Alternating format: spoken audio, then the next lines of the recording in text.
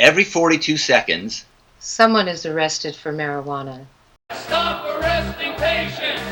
Stop arresting patients! Stop arresting patients! Welcome to CMMNJ TV.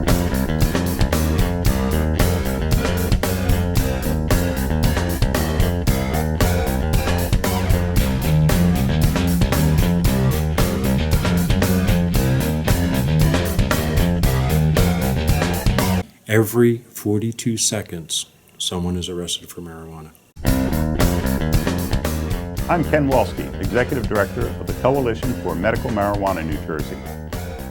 The mission of our organization is to educate the public about the benefits of marijuana. Marijuana is a safe, effective, and inexpensive therapeutic agent for a wide variety of diseases, symptoms, and conditions. No patient should suffer needlessly without it, and no patient should ever go to jail for following the advice of a doctor. Join us and learn more about the exciting science of medical marijuana. Welcome to CMMNJ TV. I'm Ken Walski, Executive Director of the Coalition for Medical Marijuana, New Jersey. I'm here in the Princeton Community TV studio today via Skype with Chris Conrad and Mikki Norris, a husband and wife team from the San Francisco Bay Area. Thanks so much for being with me today, Chris and Mikki. Thanks so much for having us on your show, Kat. yes, To see you. it's a pleasure. Yeah, Chris and Mikki have been at the forefront of marijuana reform for decades. I first met the couple in 1995, I understand, when in Amsterdam, when Chris and Mikki were working on their book Shattered Lives, Portraits for the America's Drug War. It's a very powerful book, and it was just a traveling photo exhibit at the time, but it really turned into a very, very powerful book, and I want to congratulate you both on your authorship in that book. Thank you. Yeah, thanks. A lot of it seemed to have a lot of impact, but yet at the same time, we're talking about laws, and they have barely changed at all. You know, the policies have changed, but laws themselves remain very much the same. You were actually living in Europe for quite a time then, and doing research on marijuana, I understand. Is that correct, Chris? Yeah, that's right. We lived in Holland in 1992 and in 1993. What years? Yeah. Mm-hmm. We used to go back quite frequently as well. We were working with the Hash Museum in Amsterdam, and so that was one of the places. And then we were going around. We were some of the first people to encounter the building material, isochanvre, made out of hemp. We were some of the first people to find out about that and bring home information about it to the States. Yeah, that's great. Yes, I visited that. What was it? The Hash Marijuana and Hemp Museum in Amsterdam. I visited that several times. You've been doing great work there, and yet you came back in time to be instrumental in gathering signatures for Proposition 215 in 1996. Well, correct? we came back actually after the end of the project where we were designing and curating the Hash Marijuana and Hemp Museum in Amsterdam. Chris had just written his book, Hemp Lifeline to the Future, when we were living in Spain the year before. And we thought we'd better come back and promote it. And when we came back here, we saw that we were more needed here in the United States. We wanted to make an impact. We would have loved to have gone back to Europe and lived. That was kind of our dream at the time. But when we came back to the U.S., we saw that the hemp movement needed some help, and our role throughout this movement has been basically a lot of public education, trying to make people aware of the many uses of the hemp plant and the drug policies and different things. So we got sucked back into the U.S. politics, and we've been here ever since. We just wanted to make a difference and help out how we could here. Yeah, just a nutshell, Ken. We started in 1988 with 4 goals: to restore industrial hemp, legalize medical marijuana with a doctor's oversight, legalize adult possession, sharing, and cultivation without a recommendation, and create a regulated market. And so we've been working each of these more or less at the same time, but also individually. Like we started off with doing more on the hemp subject in the early 90s. Then when medical marijuana became a bigger issue, we worked on Proposition 215 here in California. in 96. 94, I was the first president of the Hemp Industries Association. And then we worked on various tax and regulate campaigns, including the Proposition 19 campaign in 2010, and most recently Prop 64. And the initiatives in both cases include all four of the points of our agenda, so it's really kind of rewarding to see all these things moving forward. Yeah, but along the way, in 95 is when we started getting more information about the people in prison, and we felt we needed to bring attention to that and make it real. That, you know, like the fact that we had so many people in prison didn't seem to resonate with people. They didn't even know.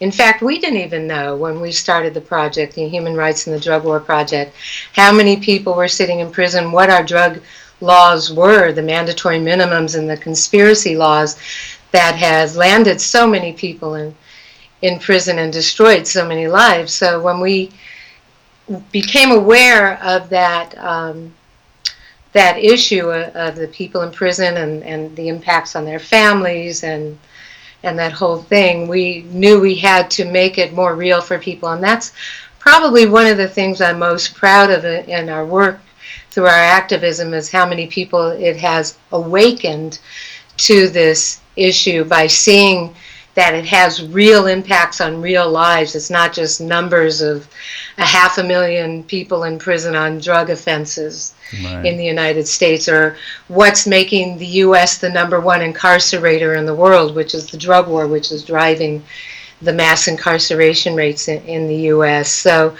we put a human face on it by showing the photos of people and telling the stories of people in prison, and that really has brought a lot of people into the fold and activated them and helped people realize that this is serious business, and so we need to really draw attention to that. And there's still a lot of people going into prison. There's still a lot of people sitting in prison on these long mandatory minimums.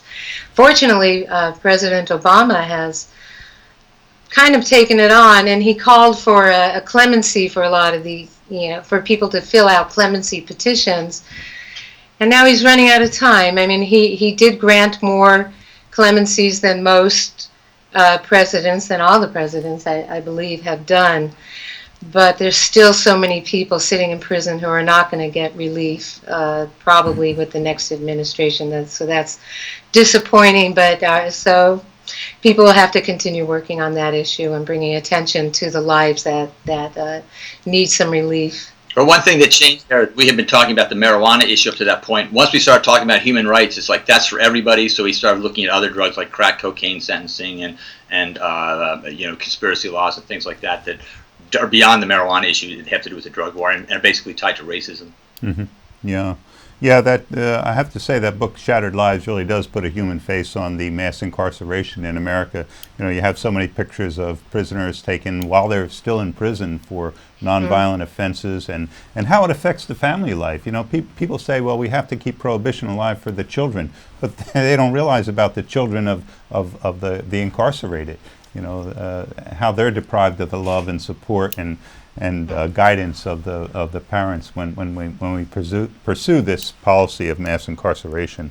Yeah, actually, it was a photo of the children of these prisoners, Jody Israel and Calvin Schreiber. They were the marijuana offenders, first-time nonviolent offenders. Who the woman was sentenced to 11 years for 4 ounces of physical evidence against her. Her husband was sentenced to, I believe it was 29 years, and they had 4 children, and the 4 children had to be dispersed to different homes. So they lost not only their parents, they lost their family unit, and it was just really struck me that our country had a policy of orphaning children, and I thought that was really wrong, and we needed to really bring attention to the impacts on the families and the children who are left behind. And fortunately, Jody Israel got clemency after about, I believe it was about 6 years in prison from President Clinton at the time, before he left office. But that was the woman whose children. Yeah, that was the woman whose children were taken, who actually launched the project for me because, it just hit me so hard as somebody who lost my father when I was young, and how devastating that was to my life, that how can we have a government policy that actually does this to people? Right. And what's remarkable, I think, about you as a couple is that you're both authors. I have copies from my library of The Emperor Wears No Clothes that Chris edited. What was that, back in like 1990, Chris? That's right. And of course, my group, I felt we needed a book, and so I met Jack Harrer, and then I designed and edited, collaborated, and ghost wrote parts of the book. So yeah, I have 2 copies of that actually from my library I found. And that's the British version. The black cover is the British version. Oh, really? The black cover? Notice the spelling should be S's instead of Z's. How about that? That's good to know.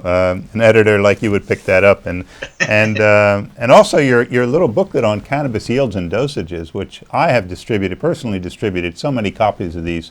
So thank you so much. And now it's available online too, and it's right. just such a remarkable wealth of information in this small booklet, Chris. That I really What's interesting about that is that I came up with this idea about 100 square feet being a reasonable area for a garden, and last year year before last, the California legislature adopted a medical marijuana guideline that allows for people to have 100 square feet. So even though I didn't work on that bill, they actually incorporated my work into it. How about that? That's great.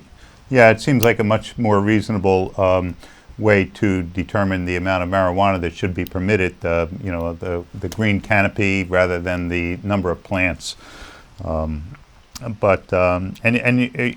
I mean, you're both still involved with the West Coast Leaf, or at least the Leaf Online now, I understand. That was a periodical that came out in newspaper format that I wrote a couple of articles for. And, you really helped me to define what it is to write a news article for your publication. And so I'm very grateful for that, for the exposure and for the help that you gave me as a developing author myself, too. So I just want to tell you about that, and also that the Leaf Online is still available.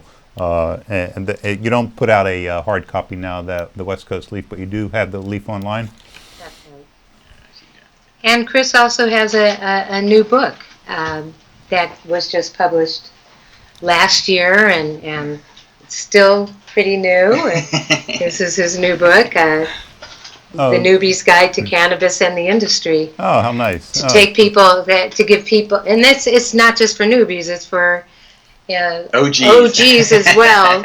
But and if you're an OG, you know what that means. To give people basically a lot of background on all the research about marijuana, but also considerations if people want to get involved in the new emerging cannabis industry, which has so much potential now that we have legalized marijuana in 8 states and medical marijuana in 28 states. Right. So there's a lot going on. This is what we have legal here in California right now: an ounce for personal adult use without a doctor's note. 21 and older. Yes, right. And so plus 8 grams of resin, which I don't have 8 grams of concentrate handy to show. And 6 plants per household, but the quantities per adult are 1 ounce of bud and 8 ounces of concentrate. So between the two of us, we could have 2 ounces and 16 grams. But that's not available yet in stores.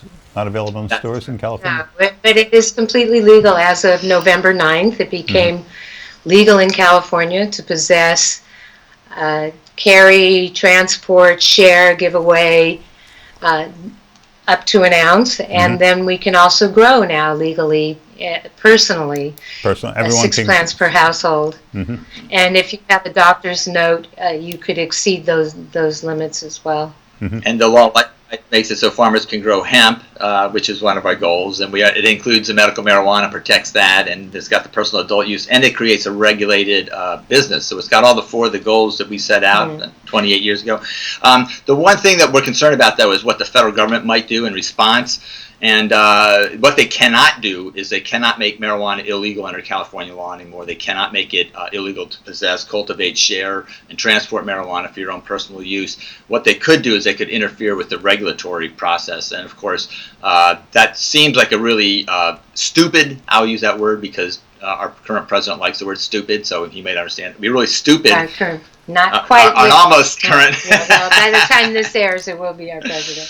Mr. Trump likes to call things stupid, so I just go straight to it. That it would be stupid for him to interfere with that because, number one, the financial aspects and the benefits of regulating the market are so strong. But number two, if the idea is that they want to eliminate the criminal element, then making it legal and regulated is the answer to that. And making it illegal is to reintroduce the criminal element, which is currently being removed by these legalization laws. And, I don't know what I think about Trump exactly yet, but I do know that he, as a business person, he should understand that.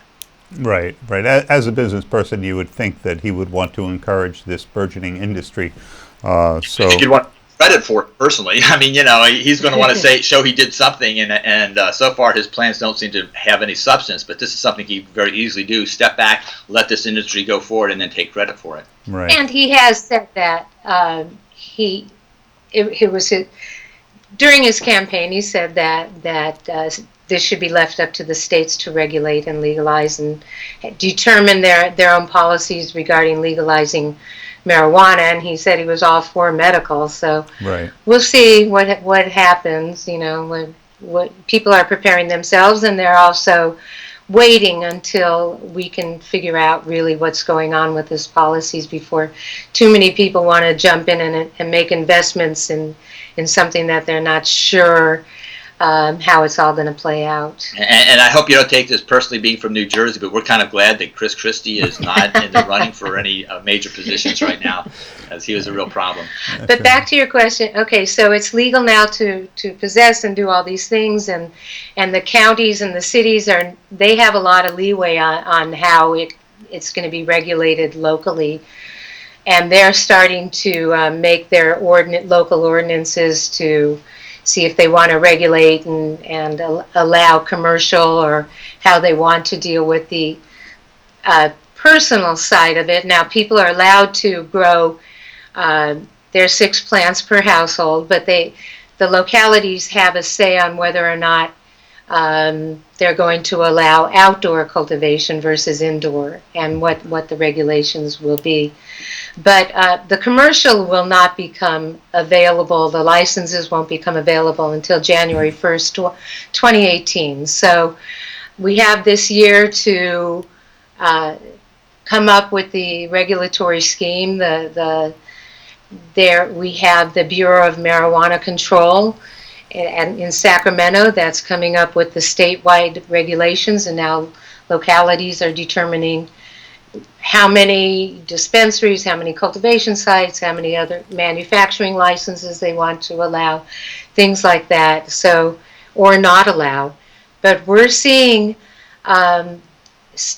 it's worth mentioning, though, that if they do start banning things, they're going to pay a financial price, because they're going to lose tax revenues that are generated by the cannabis industry. Yeah. They won't get the benefit of it if they do ban even outdoor. If they do ban outdoor, they're not going to get the law enforcement money that will help them to enforce it. So our theory is that means law enforcement is going to encourage them to have fewer bans, because they stand to gain the money. And one thing we've noticed about law enforcement, they like money. And we're already seeing some localities that were outright banning things before for the medical, and now that it passed so strongly with 57% of the vote, and a lot of these counties voted very highly for it, and they previously were banning, now they're taking another look at it because their constituents made a strong statement on election day that they want it legal, and they want it regulated, and they want to allow adult use of marijuana in California. So they are taking another look. So that is encouraging. Like San Francisco got 73% yes vote. A lot of the Bay Area got up to in the high 60s and the low 70s percent of support. So hopefully it'll be fairly easy to get stuff going here. In the central part of the state, the agricultural belt, they have much lower returns on. So it might be a little harder to get the process moving forward there. Yeah. So we developed a website, friendsofprop64.org, where people can go there and learn about the initiative, and also debunk the rumors that were there. So we have lots of information. If people are still interested in the California laws, they can go there and see what it's all about. But I would urge people that moving forth from here, you should always be prepared for internal opposition and fake news. But it was really, people were just afraid of change, and people had a false sense of of how things were going to be rolling out in California.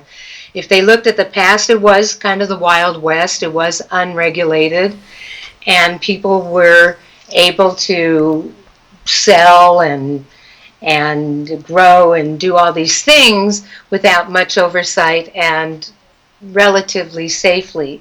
But then in 2015, the legislature had developed a Cannabis. system to regulate medical cannabis, and that had not come into play yet. So people still did not realize that they were going to lose their defenses that they had in court, because they were going to have to be regulated starting in 2018. So they didn't understand that their defenses were going away, and with Prop 64, it would help them.